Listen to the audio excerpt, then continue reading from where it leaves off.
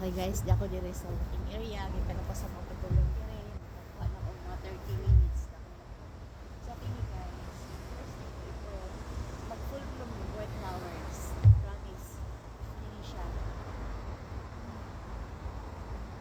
Hinihinin ni siya o ka na full gawas ang flowers na third week of March. And then in April yun, magina siya ka na in bloom kit niya.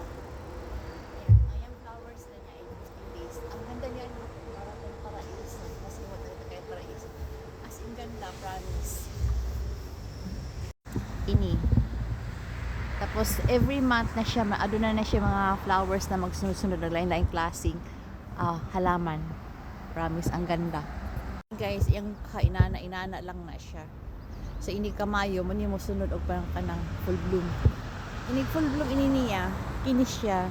Adun na yung mga dahon, di ba? Amazing kayang Ginoo. Ang ako ang dire, importante kayo ni siya kay delikado magpasakitan ubo at saka sipon, number 1. Salamat ko ini kay wala jud ko ubha for the 3 months. Sa kong ulo, sige jud ko kuan, sombrero ka ng beanie hat. Dala-dala na ako hangtod karon. Yes, see you in April 1st, week of April.